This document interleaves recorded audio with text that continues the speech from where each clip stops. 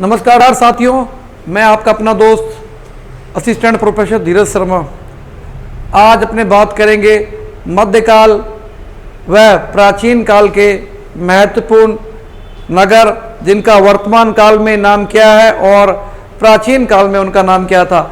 बहुत ही आसान तरीके से लगभग मैंने सभी शहरों को कवर करने का प्रयास किया है और बहुत ही आसान तरीके से आपको समझाने का प्रयास किया है। तो अपने बात करते हैं आज का जो अभ्यास है जो वो शुरू करते हैं। साथियों अपने बात करेंगे, जैसे मैंने बताया ना, वर्तमान नाम और प्राचीन नाम। सबसे पहले बात करेंगे जोबनेर। जोबनेर प्राचीन काल में से क्या बोलते हैं? जबनेर, जोगनेर, जोवनपुरी, जबनेर, जोगनेर व जोवनपुरी मतलब जे क्यूब। ईसरदा का प्राचीन नाम क्या था? ईश्वर द्वार। और यह कहां पड़ता है? सवाई माधोपुर।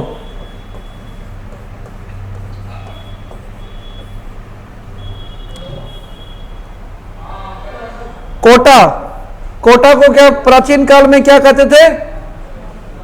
नंदग्राम। कोटा को प्राचीन काल में क्या कहते थे? नंदग्राम। सांचौर को बोलते थे मोहम्मदाबाद। सांचौर जो कि जालोर की एक तहसील है वर्तमान में, प्राचीन काल में इसको क्या कहते थे साथियों? मोहम्मदाबाद। यदि आपसे कोई प्रश्न पूछ ले कि सांचौर जो भी वर्तमान में है, सांचौर नाम प्राचीन काल में इसका क्या नाम था, तो साथियों सीधा आपके मुंह से उत्तर निकलना चाहिए मोहम्मदाबाद।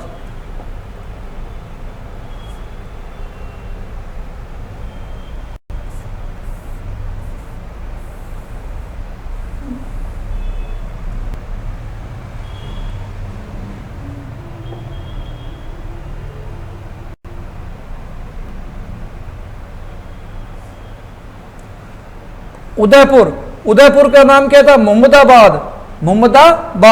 सांचौर का नाम क्या था? महमूदाबाद। मोहम्मदाबाद किसने नाम रखा था? ये अकबर ने। उदयपुर की स्थापना किसने की थी? महाराणा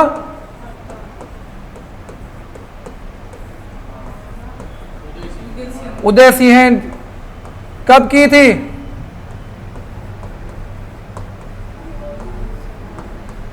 1569 में, 1559 में।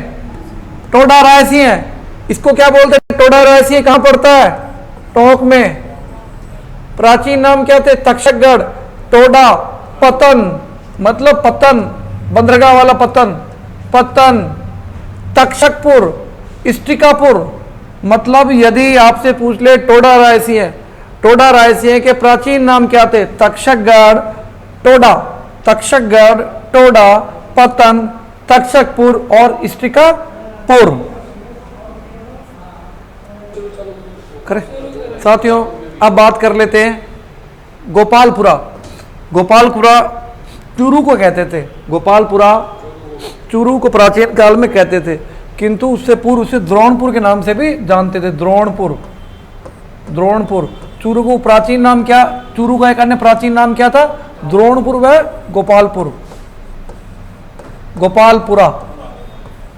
गोपालपुरा। बड़ा इंपॉर्टेंट प्रश्न है। शेरगढ़ कहां पड़ता है? कोटा में। ये जोधपुर वाले शेरगढ़ की बात नहीं हो रही है, ये कोटा वाले शेरगढ़ की बात हो रही है। इसको किस नाम से जानते थे? बरसाना। डीडवाना का नागौर में पड़ता है। डीडवाना, इसका नाम क्या था? आभा नगरी।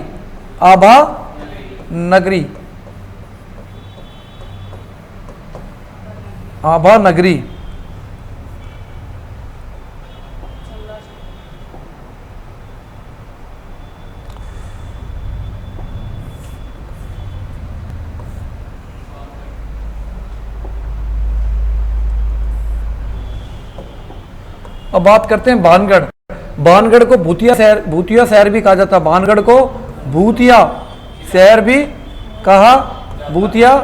भी कहा जाता है। यह कहाँ पड़ता है? अलवर में। और इसको खंडरों के नगर के नाम से भी जानते हैं। बीनमाल, बीनमाल का प्राचीन काल में क्या नाम था? श्रीमाल। और यह अनेक कारणों से चर्चा में था। एक तो माघ कवि की जन्मस्थली था, माघ कवि। साथ में यहाँ पे हवेन सांग मतलब चीनी यात्री भी यात्रा पर आया था। सुजानगढ़, सुजानगढ़ चूरू में पड़ता है। इसको क्या है, किस नाम से जानते थे? हरबुजी, हरबुजी, हरबुजी रोकोट, हरबुजी रोकोट, हरबुजी रोकोट, हरबुजी रोकोट व भोमगढ़, भोमगढ़ मतलब हरबुजी रोकोट व भोमगढ़ के नाम से इसे जानते थे। ऊपरमाल, मैंने बात की थी, बिजोलिया किसान आंदोलन से जुड़ा हुआ था और हमने बात कर ली, बड़ा ही उपजाऊ क्षेत्र था। प्राचीन काल में इसे किस नाम से जानते थे? उत्तमाद्री, उत्तमाद्री, उत्तमाद्री नाम से जानते थे। करौली की बात कर लेते हैं। करौली का क्या नाम था? गोपालपाल, गोपालपाल। और राजस्थान में दो ही क्षेत्र ऐसे थे जहां यदुवंश मतलब यादवों का शासन था। दूसरी जगह कौन सी थी? करौली, करौली। और पहली जगह कौन सी थी? जैसलमेर, मेर। यह दो जगह थी जिन पर यदुवंशियों का राज था। नागौर, नागौर को अहिछत्रपुर, नागौर को अहिछत्रपुर, नागदुर्ग, अहिछत्रपुर, अहिछत्रपुर, नागदुर्ग, नागदुर्ग और नागाना, नागाना। देखो साथियों, अहिछत्रपुर तो हम सबको पता है, किंतु वो पूछ ले कि नागाना और नागपुर प्राचीन काल में किस नगर का नाम था, तो सीधा याद रखना नागदुर्ग व नगाना नागौर का नाम था। अब बात कर लेते हैं ओसिया की। ओसिया में हमको पता ही है, प्रतियारों के काफी प्रसिद्ध मंदिर भी ओसिया नगर से मिले हैं। इसका प्राचीन नाम क्या था? नवनेरी, नवनेरी, नवनेरी। ओसिया का प्राचीन नाम क्या था? नवनेरी। मेलपुर, मेलपुर, मेलपुर वह पतन, वह पत्तन। इसके प्राचीन नाम थे नवनेरी, मेलपुर व पत्तन।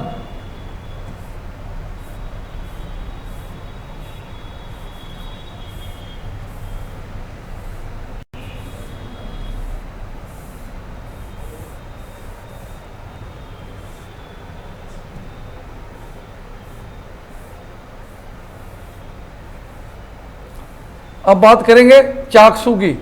प्राचीन काल में चाकसू का क्या नाम था? चाकसू, चाकसू का नाम था तांबावती, पैपावती, तांबावती, पैपावती, चंपावती। मतलब देखो तांबावती, तांबावती, पैपावती और चंपावती।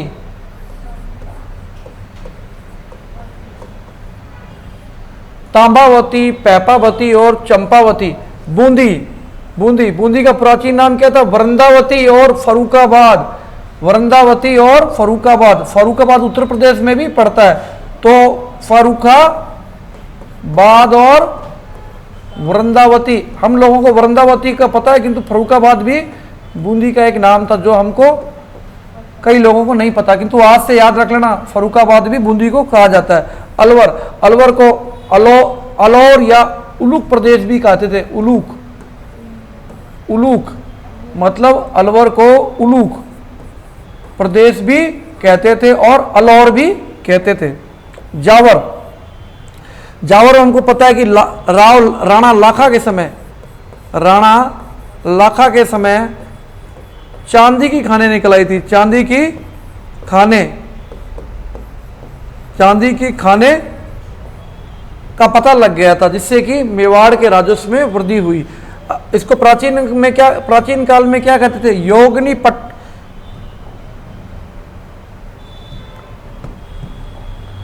योगिनी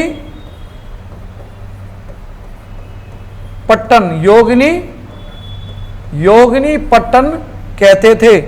बयाना, बयाना हमको पता है कि बयाना भरतपुर में पड़ता है। बयाना के अंदर 1527 में एक मुठभेड़ हुई थी जिसमें राणा सांगा की सेना ने बाबर की सेना को बयाना में पराजित किया था। बयाना नील के लिए भी प्रसिद्ध था। डच यात्री पेलसाट इसका एक अच्छा वर्णन देता है। प्राचीन काल में इसका क्या नाम था? श्रीपंथ।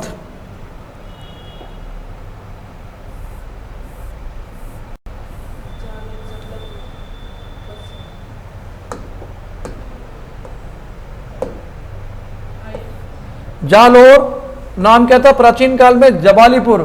जबालीपुर जालोर का प्राचीन नाम था। आहड़, आहड़ को वही ताम्रवंती नगरी, आहड़ को इसकी खोज किसने की थी? 1953 में डॉक्टर अक्षय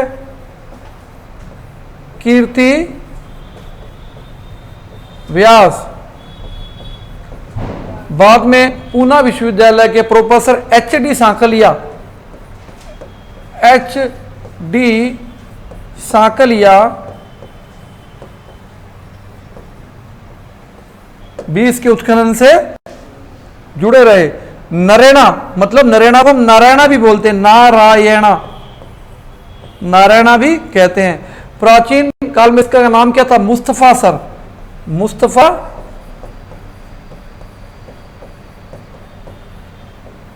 मुस्तफा सर। इनको आप नोट डाउन कर लेना, बहुत फायदा मिलने वाला आपको मैं बता रहा हूं। विद्यार्थियों, अपने एक नए तरीके स्टडी मटेरियल लेके आए हैं। अपने को अपने एक राजस्थान राज्य को आगे लेके जाना है। जो आज तक नहीं हुआ वो हम लोग आपके सहयोग से मिलकर करेंगे। ऑनलाइन शिक्षा का क्षेत्र हमें इस प्रकार बनाना है कि सभी सूक्ष्म से सूक्ष्म सामग्री भी आपके अध्ययन में शामिल की जाए और आपको चयनित कराया जाए। अब बात करते हैं भांडारेज। भांडारेज को क्या कहते थे? भद्रावती, भद्रावती, भद्रावती। अब बात करेंगे झालरापाटन। यह कहां पड़ता है? झालावाड़ में, झालावाड़ में, वहां का उपखंड है ये। इसको प्राचीन काल में क्या कहते थे? झालरापाटन को ब्रजनगर, ब्रजनगर कहते थे, ब्रजनगर। जसनगर, नागौर की हमने बात की थी, नागौर के भी नागदुर्ग आदि बात की थी।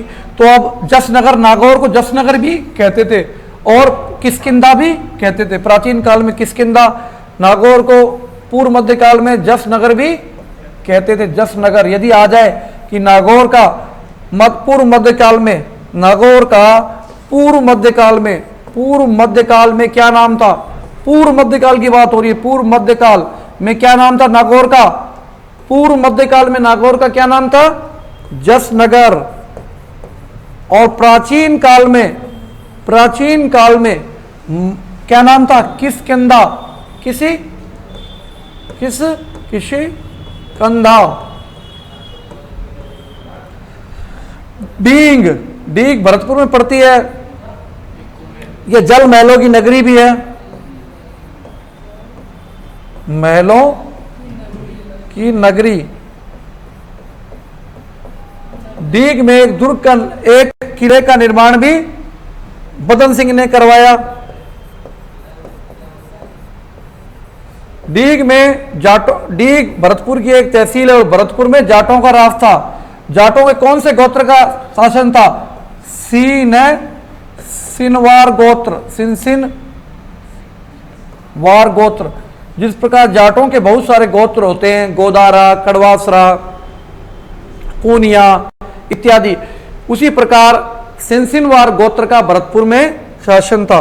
धौलपुर, धौलपुर को प्राचीन काल में क्या कहते थे? कोठी। कोठी मतलब बड़ा भवन, कोठी। क्या बोलते थे? कोठी। उम्मीद करता हूं आपको अच्छा लग रहा होगा।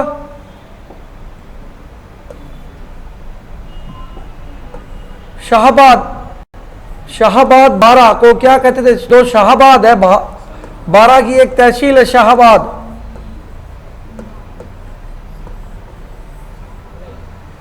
को क्या कहते थे? सलीमाबाद। क्या कहते थे? सलीमाबाद।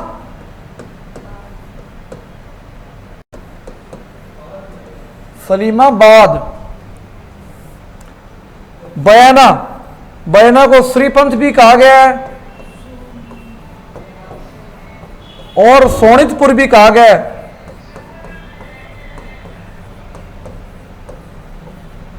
ये आपकी ये सब चीजें कॉलेज लेक्चर, असिस्टेंट प्रोफेसर,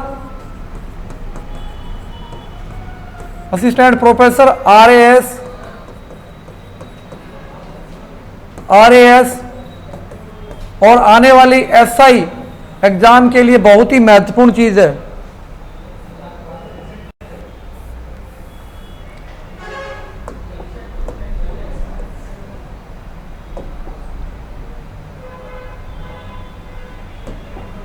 माचेड़ी, माचेड़ी कहां पड़ता है? अलवर। माचेड़ी को क्या बोलते थे प्राचीन काल में? सांचेड़ी, सांचेड़ी।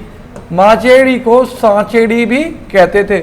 जमुआ रामगढ़, जमुआ रामगढ़ कहां पड़ता है? जयपुर में। कहां पड़ता है? जयपुर में जमुआ रामगढ़। जमुआ रामगढ़ में एक अभयारण्य भी है,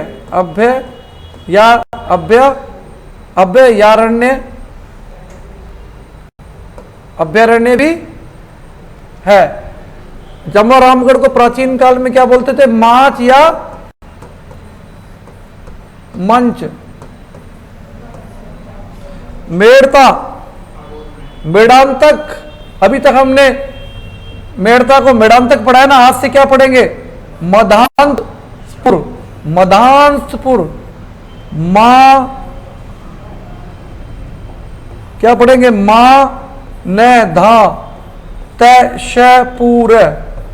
आज से हम यह भी पढ़ेंगे। वेदांतक के सिवाय दूसरा भी हम पढ़ेंगे। ये माँ है, माँ। केशवराय पाटन, इसको क्या बोलते हैं? जम्मू अरण्य या रंती देव पाटन, क्योंकि यहां पे रीछों की अधिकता थी। रीछों मतलब भालुओं की, रीछों की अधिकता।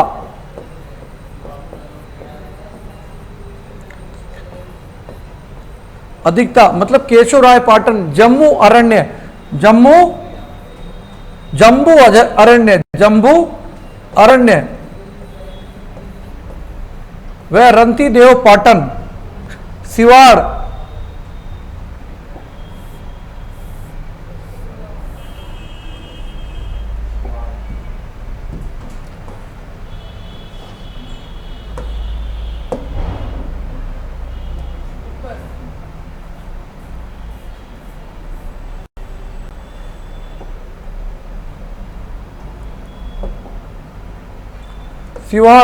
सिवाड़ को बोलते थे शिवालय। रामदेवरा को रुणिचा, रामदेवता को रामदेवरा को रुणिचा। सूरसेन वही इसकी मथुरा, पूर्वी अलवर, भरतपुर, धौलपुर व करौली। सूरसेन में कौन कौन से जिले शामिल थे? मतलब सूरसेन की राजधानी मथुरा थी और इसमें पूर्वी अलवर, भरतपुर, करौली व धौलपुर के क्षेत्र सम्मिलित थे।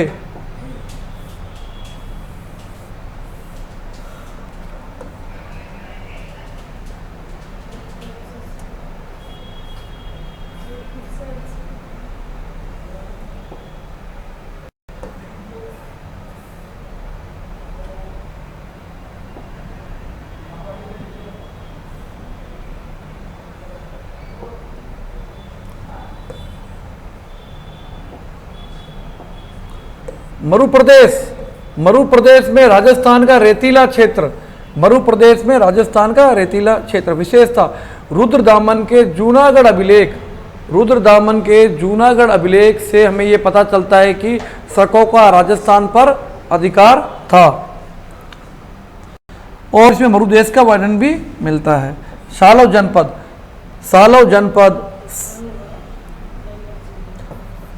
जनपद अलवर जिले का कुछ भाग सालव जनपद में शामिल।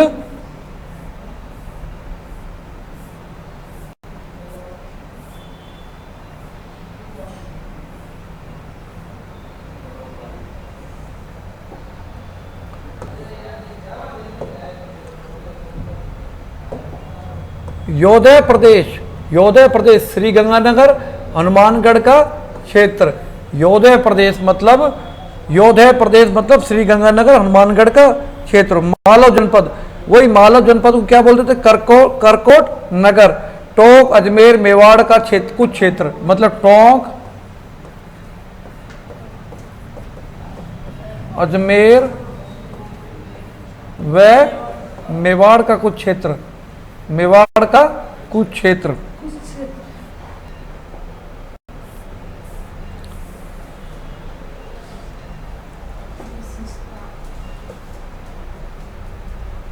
मतलब विशेषता क्या थी इसकी? रेंड टोंक में मालव जाति के सर्वाधिक सिक्के मिले, मतलब मालव क्षेत्र के जो सर्वाधिक सिक्के हैं वह रेंड में मिले हैं। रेंड को टाटा नगर भी कहा जाता है, टाटा नगर भी कहा जाता है। रेंड से 3070 तांबे के सिक्के भी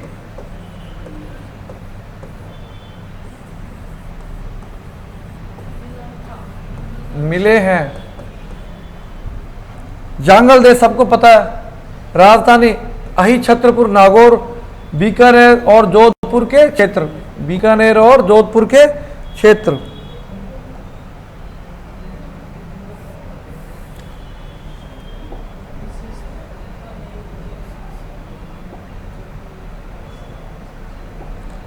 विशेषता, बीकानेर के शासक जांगल प्रदेश के राजा होने के कारण जांगलदर बादशाह की उपाधि धारण करते थे। यदि एग्जामिनर ये पूछ ले जांगलदर बादशाह की उपाधि कौन धारण करते थे, तो कौन करते थे? बीकानेर के राजा जांगल बादशाह की उपाधि धरते थे।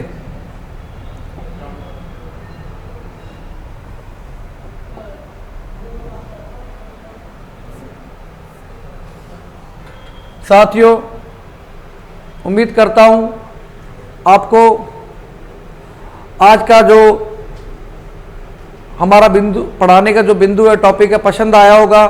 और इसी के साथ हमारा जो प्राचीन राजस्थान का इतिहास है वह ख़त्म होता है। और कल हम एक और वीडियो लेके राजपूत काल और उसके बाद आने वाले विभिन्न राजपूत वंश, गोहिल, बाटी, राठौड़, मुस्लिम वंश, टोक आदि का वर्णन लेकर आपके सामने एक और वीडियो बनाकर लेके आएंगे। हमारा उद्देश्य यही है कि आपको बिल्कुल सटीक जानकारी मिल सके और आप अधिक से अधिक संख्या में चयनित हो। इसी के साथ वंदे मातरम, जय हिंद।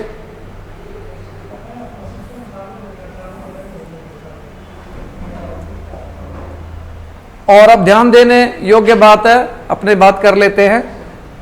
संगीताचार्य हरिहर द्वारा रचित पुस्तक नतमुख में यह उल्लेख मिलता है कि मत्स्य जनपद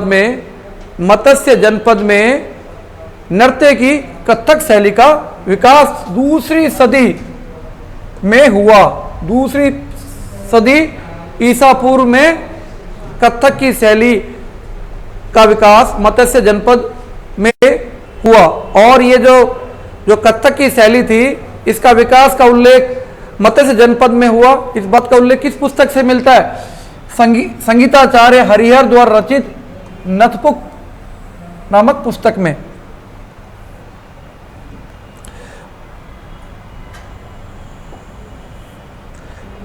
यदि बात करें मेवाड़ क्षेत्र में, उदयपुर, राजसमंद, चित्तौड़, प्रतापगढ़ व शाहपुरा एवं इनके आसपास का क्षेत्र शामिल था। मतलब मेवाड़ में उदयपुर, वर्तमान उदयपुर, राजसमंद, चित्तौड़, प्रतापगढ़, शाहपुरा और इसके आसपास के क्षेत्र शामिल थे। यदि कोई हमसे पूछ ले कि प्राचीन मेवाड़ राज्य में कौन कौन से वर्तमान राजस्थान के क्षेत्र सम्मिलित थे, तो उत्तर होना चाहिए उदयपुर, राजसमंद, चित्तौड़गढ़, प्रतापगढ़, शाहपुरा व उसके आसपास के क्षेत्र।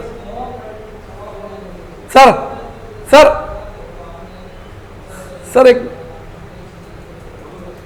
अरे राणावत जी एक मिनट, थोड़ा धीरे, आवाज ज्यादा आवाज आ रही है सर, आवाज थोड़ी सी।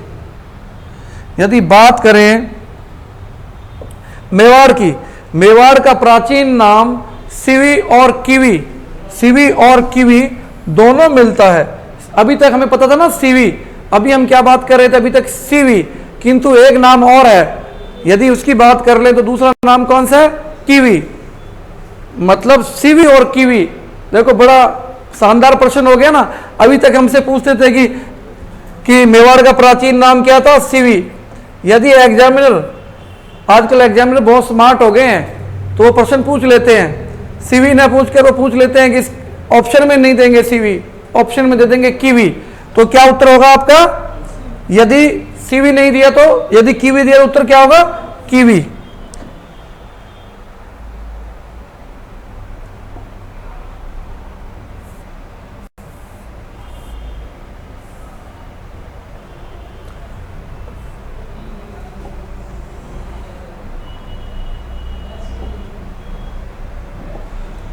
अब बात करेंगे मेवाड़।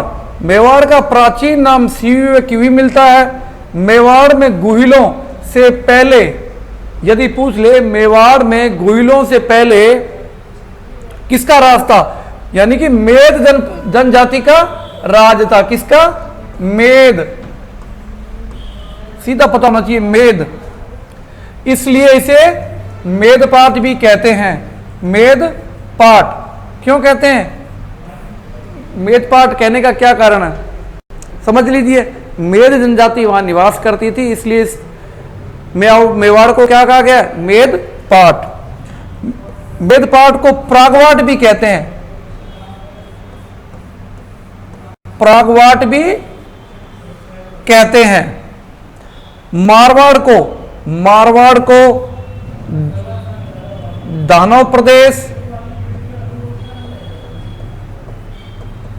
दानव, मारवाड़ को मतलब मारवाड़ की बात कर रहे हैं, मारवाड़ की बात कर रहे हैं। मारवाड़ को किस नाम से जाना जाता था, दानव प्रदेश के नाम से भी जाना जाता था। बड़े महत्वपूर्ण प्रश्न है। आजकल पेपरों में जिस प्रकार की विविधताएं देखने को मिल रही है, उसको ध्यान में रखते हुए आपको क्या करना है, तुरंत जो आपको अभ्यास दिया जा रहा है, जो प्रैक्टिस कराई जा रही है, उसके तुरंत नोट्स बना लें और अपनी कॉपी में लिख लें, क्योंकि आपकी हर क्लास बहुत वैल्यूएबल है। यदि आप 30 मिनट देते हैं तो मेरा उद्देश्य यहाँ बिल्कुल भी ये नहीं है कि आपको शेरो शायरी सुनाऊं, इधर उधर की बातें सुनाऊं, लोक कहावतें सुनाऊं, इससे मेरा कोई लाभ नहीं होगा। आपको जो वैल्यूएबल समय है और मुख्य उद्देश्य आपका केवल पास होना है, एग्जाम को पास करना है, अपना कार्य केवल वहीं तक सीमित होना चाहिए। मतलब आपको अधिक से अधिक अभ्यास दिया जाए जिससे कि आप एग्जाम को पास कर सकें।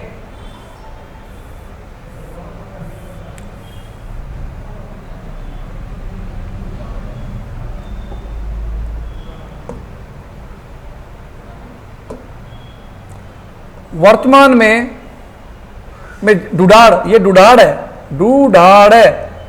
वर्तमान में जयपुर, दौसा तथा उसका समीपवर्ती प्रदेश डुडाड़ कहलाता है। मतलब जयपुर, दौसा, जयपुर, मतलब आप देख यहां सीधे याद रख लीजिए।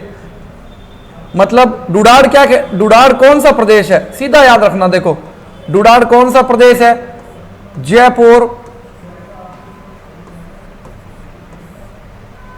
दौसा वह उसका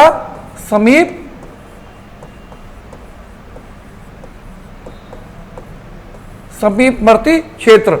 प्राचीन काल में इसका नाम डुडाड़ क्यों पड़ा, क्योंकि प्राचीन काल में यहां डूड नदी बहती थी। याद रखना आपको, कौन सी नदी, डूड नदी यहां पे बहती थी। इसी के नाम पर यह क्षेत्र क्या कहलाया, डुडाड़, मतलब डूड नदी। यदि पूछ ले एग्जामिनर 3-4 कारण और कथन दे दे और आपसे पूछ ले, क्योंकि मैंने बात की ना एग्जामिनर स्मार्ट होते हैं। सर यह फोटो नहीं आ रही है इसके ऊपर,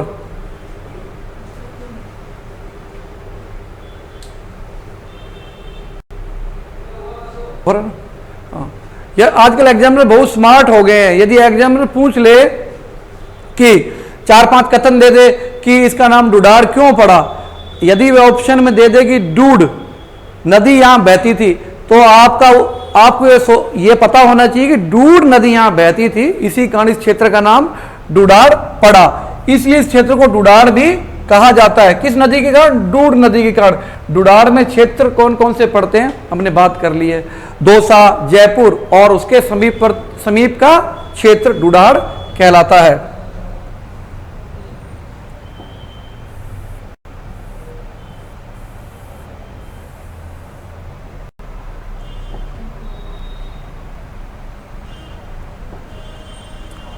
वांग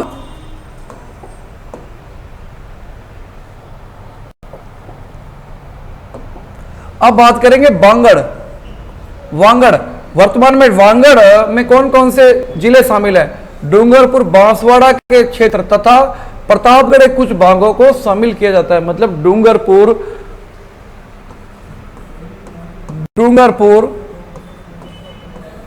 प्रतापगढ़ व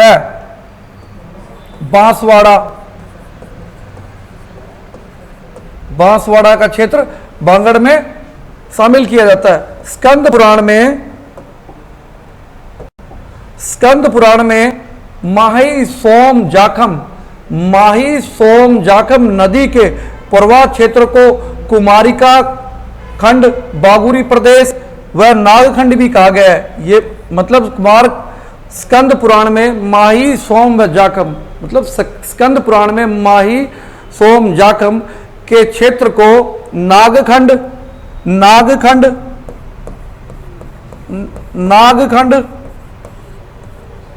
कुमारिका खंड और बागुरी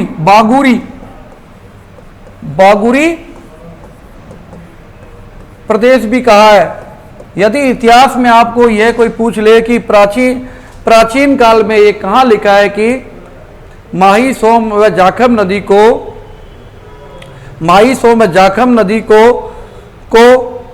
के प्रवाह क्षेत्र को कुमारखंड, नागखंड और बागुरी प्रदेश कहा है, तो आपका उत्तर होना चाहिए स्कंद पुराण। जंगली जीवों की प्रधानता होने के कारण इस क्षेत्र को क्या कहा जाता है? वांगड़ को व्याघ्र घाट भी कहा जाता है। मतलब जंगलों की अधिकता के कारण इस क्षेत्र को व्याघ्र घाट भी कहा जाता है। इस बात को मतलब गांठ बांध लीजिए, बहुत ही शानदार और उम्दा प्रश्न है। यदि पूछ ले, वांगड़ ना देकर पूछ ले कि जंगली जीवों की प्रधानता के कारण किस क्षेत्र को व्याघ्र घाट कहा जाता है? पुष्पों की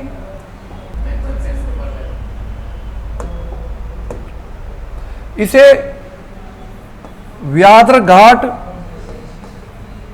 या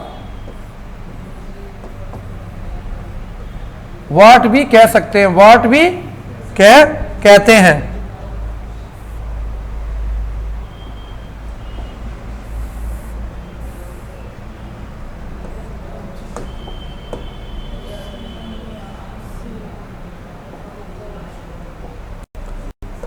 ऋषि मुनियों ने वांगड़ प्रदेश को पाताल देश भी कहा है। ऋषि मुनियों ने वांगड़ क्षेत्र को या वांगड़ प्रदेश को पाताल देश,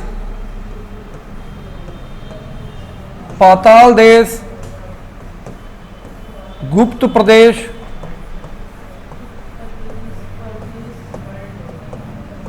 प्रदेश भी कहा है। भोमट, डूंगरपुर, पूर्वी सिरोही तथा उदयपुर। मतलब भोमट किसको कहा जाता है? डूंगरपुर, पूर्वी सिरोही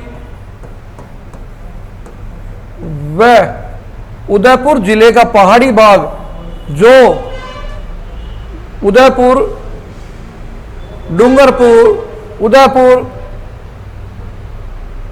पूर्वी सिरोही व डूंगरपुर का जो क्षेत्र पहाड़ों द्वारा आच्छादित है वह क्या कहलाता है? भोमट कहलाता है। हड़ौती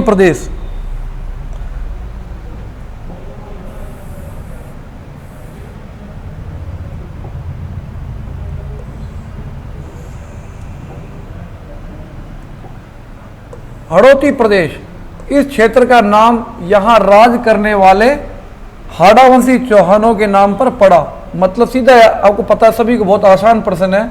मतलब हड़ौती क्यों कहलाया? हाड़ा चौहान, हाड़ा चौहानों ने यहाँ पे चौहान वंश की स्थापना की थी।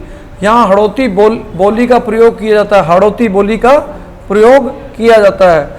हड़ौती प्रदेश में कौन कौन से जिले सबको पता है? बूंदी, कोटा, झालावाड़ व बारां जिला। बूंदी, कोटा, बारां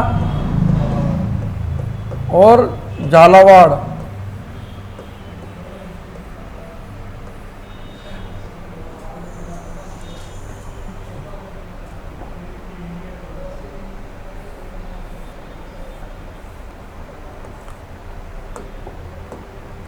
यदि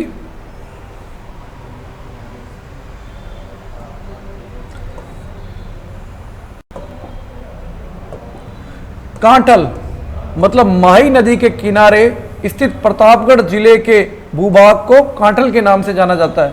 मतलब माही नदी के किनारे प्रतापगढ़ का जो भाग स्थित है उसे क्या कहा जाता है? कांठल कहा जाता है। और ये काफ़ी आसान प्रश्न है, आप आराम से इसको समझ भी गए होंगे, कोई दिक्कत नहीं आनी चाहिए इसमें आपको।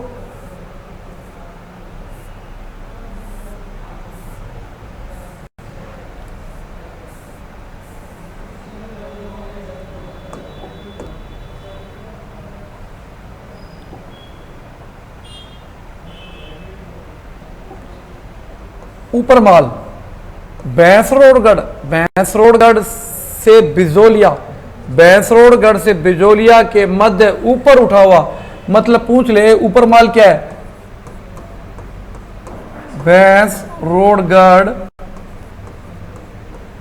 भैंसरोडगढ़ से बिजोलिया, भैंसरोडगढ़ से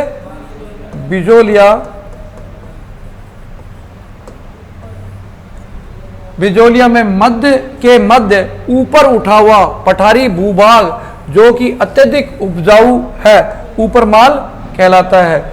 हमने पढ़ा भी है कि बिजोलिया किसान आंदोलन भी ऊपरमाल क्षेत्र से संबंधित था, क्योंकि वहां रहने वाले धाकड़ जाति के ऊपर बिजोलिया ठिकाने के जागीरदार या जमींदार ने कर लगाने की चेष्टा की थी। इससे के कारण बिजोलिया किसान आंदोलन प्रारंभ हुआ। खैराड़ प्रदेश, भीलवाड़ा में स्थित जहाजपुर को महाभारत काल में, मतलब पूछ ले खैराड़ प्रदेश किस क्षेत्र का नाम था? तो जहाजपुर। भीलवाड़ा में स्थित जहाजपुर महाभारत काल में क्या किस नाम से जाना जाता था? खैराड़पुर। जहाजपुर के बारे में हमने काफी सुना है। जहाजपुर को महाभारत काल में किस नाम से जाना जाता था? खैराड़ प्रदेश के नाम से जाना जाता था।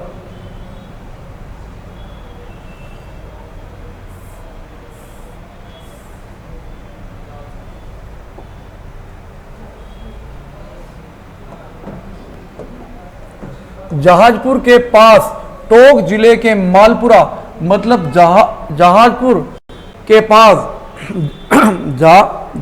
के पास टोंक जिले के मालपुरा क्षेत्र को माल खैराड़ के नाम से जाना जाता था। मतलब जहाजपुर के पास टोंक जिले के मालपुरा को किस नाम से जानते थे? माल खैराड़ के नाम से जानते थे, माल खैराड़। याद रखना है, एक बार अभ्यास कीजिए, आपको मजा भी आएगा और धीरे धीरे जो ये शब्दावली है थोड़ी आपको कठिन भी लग रही होगी, पर साथियों विश्वास रखें, एक बार आप इसको लिख लेंगे तसल्ली से, पूरा वीडियो ढंग से देखेंगे और लिखेंगे तो मैं आपको विश्वास दिलाता हूँ जो ये संग्रह है, जो मैंने संचय किया है, इस पर मैंने खुद ने काफ़ी वर्कआउट किया है। उसके पश्चात ही मैंने पिछले वर्षों के जो प्रश्न पत्र थे या एग्जामिनरों के द्वारा जिस प्रकार हर पेपर में विविधता लाने का जो कार्य किया जाता है, उसके बाद पेपर देने के बाद अभ्यर्थी बोलते हैं सर पेपर इस बार पता नहीं कहाँ से आया, तो उसी बिंदु को ध्यान में रखते हुए जो मैंने वीडियो बनाया है, वीडियो का उद्देश्य यही है कि ऐसे क्षेत्र जो अभी तक अछूते रह गए हों, जिन पर वर्कआउट कम हुआ हो, उसको आपके सामने लाना है ताकि आप उस पर नज़र मार लें, उसे याद कर लें और उसके नोट्स बना लें।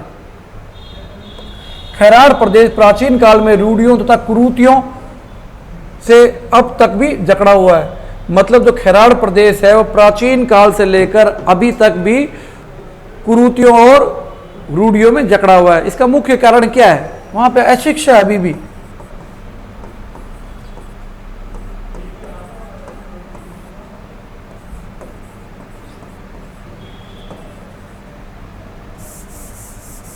मतलब अशिक्षा है, ठीक है। मेरवाड़ा मतलब मेरवाड़ा अजमेर के आसपास, मतलब बात कर रहे हैं हम मेरवाड़ा की। मेरवाड़ा क्यों कहलाता है? क्योंकि मेरवाड़ा मतलब एक तो यहां मेर जाति निवास करती थी, मेर जाति, इस कारण ये मेरवाड़ा कहलाया। साथ में मेर क्षेत्र से एक अंग्रेजों ने एक मेर बटालियन की भी स्थापना की थी, मेर बटालियन।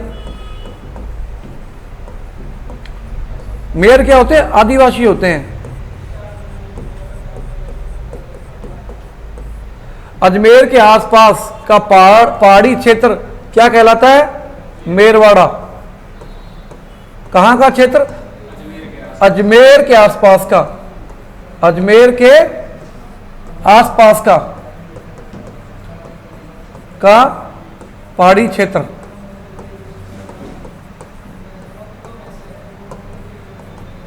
अब बात करेंगे शेखावटी प्रदेश। इस प्रदेश की स्थापना शेखा कछुआ ने की। शेखा कछुआ, अब आपको अब पूछ ले कि शेखावटी प्रदेश की स्थापना किसने की, तो शेखा कछुआ ने की।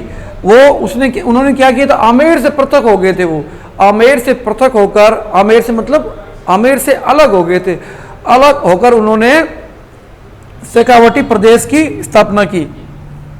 यहां प्रयोग की जाने वाली बोली शेखावटी बोली तथा इस प्रदेश को शेखावटी कहा जाता है।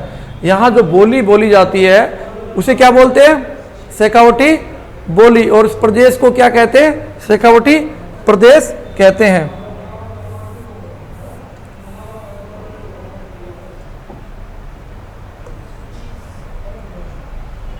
इस प्रदेश के अंतर्गत चूरू सीकर झुंझुनू जिले शामिल है और नागौर की कुछ तहसीलें भी शामिल है। नागौर की कुछ तहसीलें भी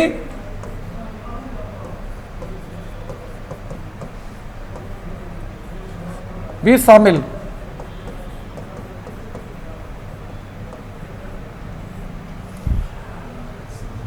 उदयपुर वाटी शेखावटी क्षेत्र में स्थित है। उदयपुर वाटी शेखावटी क्षेत्र में स्थित है। वर्तमान उदयपुर वाटी जो है वह झुंझुनू की एक तहसील है। शेखावटी शब्द का सर्वप्रथम प्रयोग सन 1803 में W.N. नाडन ने किया। यदि एग्जामिनर पूछ ले कि शेखावटी शब्द का प्रयोग पहली बार कब और किसने किया, तो सन 1803 में W.N.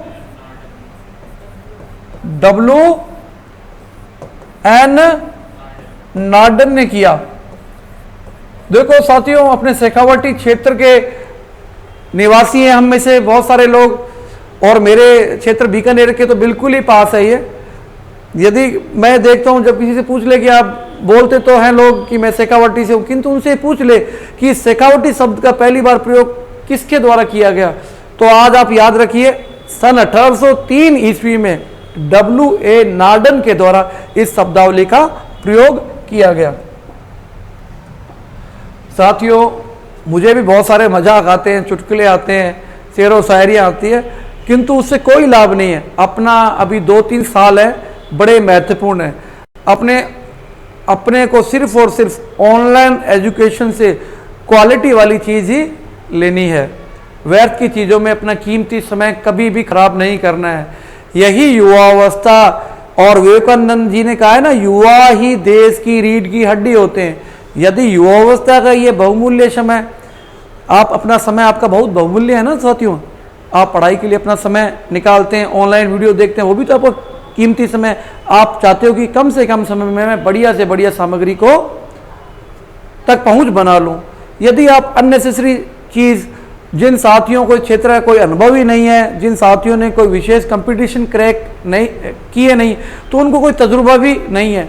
उनका तो उद्देश्य यही रहता है कैसे न कैसे आपको भटकाया जाए और 2-4 बात बोली जाए, 2-4 कहानियाँ सुना दी जाए और फिर जय हिंद जय भारत कर फिर बोल के कि अगला वीडियो जल्दी लेके आएंगे, ऐसा कहकर आपको दिग्भ्रमित करके रखना ही उनका पहला एजेंडा होता है। तो अपन आगे की बात करते हैं अभी। अब देश हरो, जो प्रदेश सदा हरा भरा रहता है उसे क्या कहा जाता है? देश हरो। क्या कहा जाता है? देश हरो। उदयपुर में स्थित जरगा व रागा पहाड़ी, मतलब उदयपुर में स्थित जरगा व रागा, जरगा व रागा, जरगा व रागा पहाड़ी के मध्य सदैव हरे भरे वृक्षों से ढके रहने के कारण इस प्रदेश को देश हरो कहा जाता है। देश हरो का अर्थ होता है जो प्रदेश सदा हरा भरा रहता है। उदयपुर में स्थित जरगा व रागा पहाड़ियों के मध्य स्थित क्षेत्र जो सदैव हरा भरा रहता है उसे क्या कहा जाता है? देश हरो कहा जाता है। गिरवा, उदयपुर का वह क्षेत्र जो चारों ओर से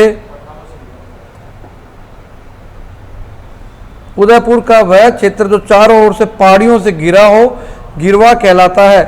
उदयपुर का वह क्षेत्र जो चारों ओर